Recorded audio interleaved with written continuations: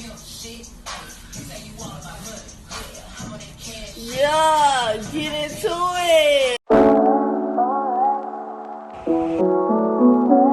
Hi guys, and welcome to my YouTube channel. Today we're going to be talking about the natural hair do's and don'ts. So I'm going to be giving you guys an insight on things I think that people should really stop doing, things that people should keep doing to their natural hair. We're all about natural hair health and length. I am a natural hairstylist and I've been doing it for the past 2 years, and I've been growing my own natural hair for the past 5 years. So I think I'm kind of qualified to be talking about this. So if you're looking for that kind of content, that kind of video, make sure that you like this video, you subscribe to this channel, and do not forget to ring the notification bell. Let's get right into the video. Okay, I thought I really should give a disclaimer before we get into the video to kind of explain and give a basis of how natural hair actually grows, how it works. It's mostly based on your genes. I'm not saying that there's nothing you could absolutely do, but there's stuff you could do to keep it healthy, to keep it long, and all that. There is like an area where you can work on. You have to work according to what your hair wants, how your hair is, your hair type, all those things, which I'll explain as I keep on going. And before we even get anywhere, I'd like to point this out. There are no products that will make your hair grow longer. That is a myth. That is what hair product companies will come and sell to you guys to make sure you buy their things. We're all about length retention. Your hair grows at the same amount every single month, which is an average of I think from 0.5 centimeters to about 1.7 centimeters. And the only reason why it's not growing is because it keeps breaking off or cutting off. So in this video, I'll be talking about things that break it off, and I'll be talking about the things that keep it longer. And obviously, if it's healthier, the longer or the stronger it will be, and the less breakage you'll have, thus meaning length retention. No product will grow your hair, but healthy hair retains better. First thing we're gonna start talking about the do's. First do is learn your hair type. A lot of naturals keep following their favorite creators, their favorite naturalistas, their favorite all these stylists and all these people on YouTube, which of course it is like a beautiful thing with the fact that we have this platform there to give us this array of information on how to deal and handle our natural hair. But to be honest, it's not a one size fits all kind of situation. Same as how your skincare, you need to know your skin before you go ahead and treat it. Same thing with your hair. This will make things easier and will make things super cheaper, because instead of going and buying products because your favorite creator says that's what they use for their hair, you're going to be buying products that are specifically meant for the type of your hair, for the porosity of your hair. Now comment below if you guys want me to give you a video on how to learn your hair type, tips, tricks, all of that, the tests you need to take. Here is a chart on exactly what hair types are. 1A is the looser hair type, and then 4C is the coiliest. All you need to do is go product for 4C low porosity hair on your Google search. You will find them, and that literally is it. And honestly, the whole trial and error thing of natural hair, it's very hefty on the pockets. I really would not suggest anyone to kind of do it that way and just keep buying and buying and buying. Learn your hair and then go buy. Do use more water. Water solves everything. Natural hair, especially our kind of natural hair, type 3 and type 4 hair, loves water. Drench it with water. There's nothing that will moisturize your hair better than water. Problem is, us as naturals, we like to have our hair all stretched out and looking cute and no shrinkage, and we know our water will shrink it, so we shy away from water. As I'm talking about the water, it's kind of leading me on to my next do, my third do. Do moisturize your hair. Oh my god. As much as you don't leave the house without body lotion on you, why are you doing that to your hair? Why? Why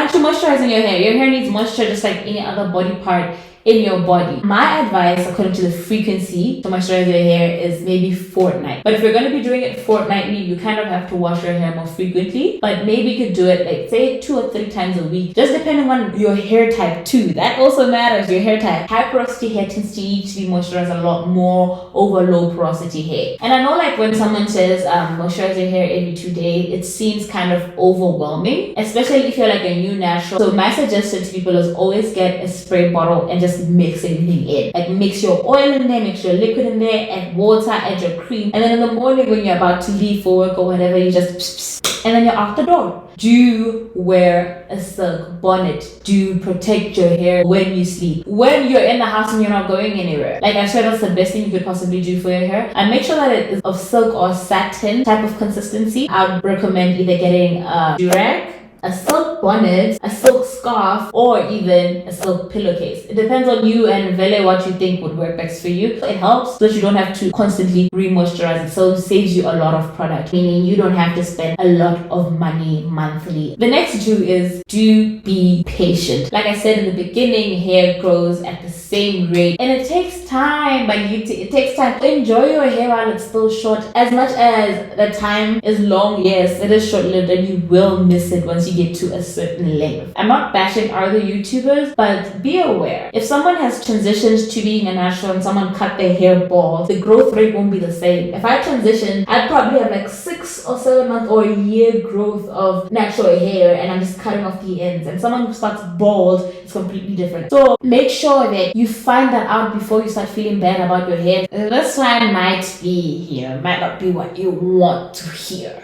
Might not be what you want to hear, but you need to hear. Do deep condition your hair every time you wash it.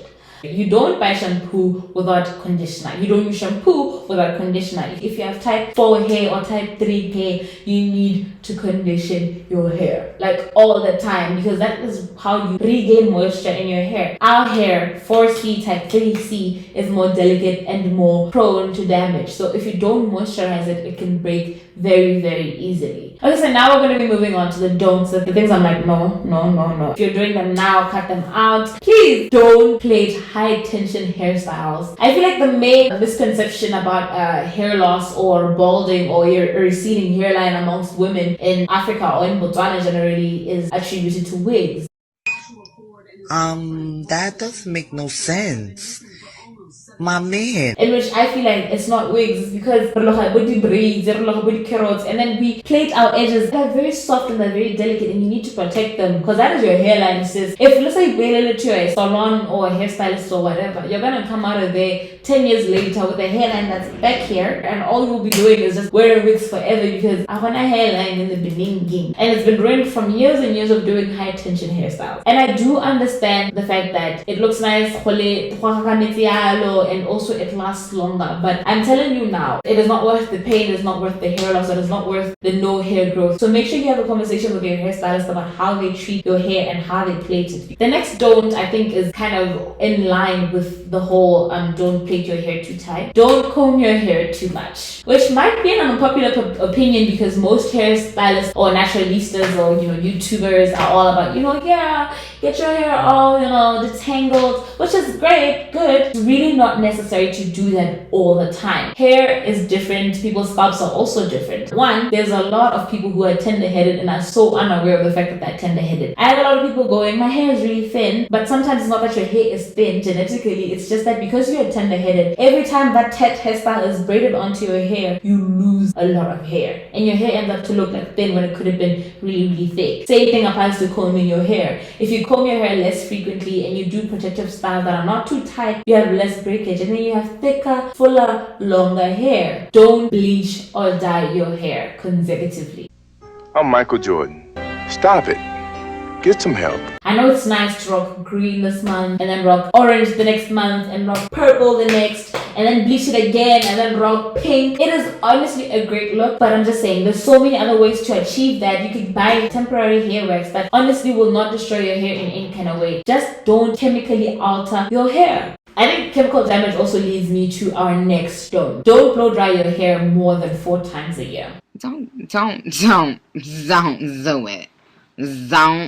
Don't do it. When I'm saying blow drying, I mean blow drying it, I mean ironing it. I'm counting all these methods that will put heat onto your hair. If you keep on putting heat on it every single month, it is going to get damaged. And like chemical damage, you won't tell the damage until you actually come and moisturize your hair and try to do a natural hairstyle and you see it staying bone straight. There are some hairstyles which for sure look better with blow dried hair, but that's not the only option you have to get your hair stretched out. You could, before your appointment, braid it that night, braid it. The smaller the braid, the more stretched out your hair will be. You're investing in your natural hair and it should show. Don't cut off your hair unless it's truly necessary. And I'm not saying going bald because you wanna have short hair. I mean the trimming our hair. You don't need to be doing that every month. The hair grows at a certain amount every single month. So if you keep on cutting it, there will literally be no growth. And I hear this huge misconception that if you cut your hair, it'll grow longer.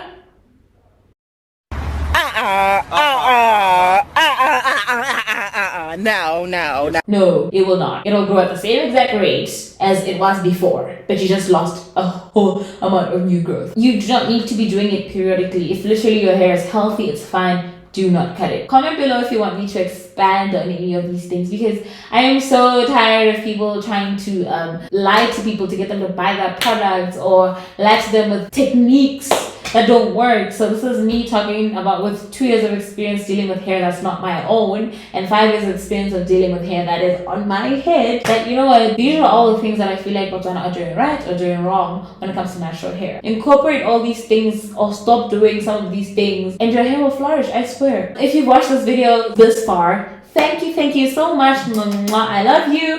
Thank you for watching the video this far. Thank you for subscribing. Thank you for liking. Thank you for your pressing that notification bell, honey. This is absolutely something I'm passionate about, and I will see you next time when I make a natural hair video. Bye.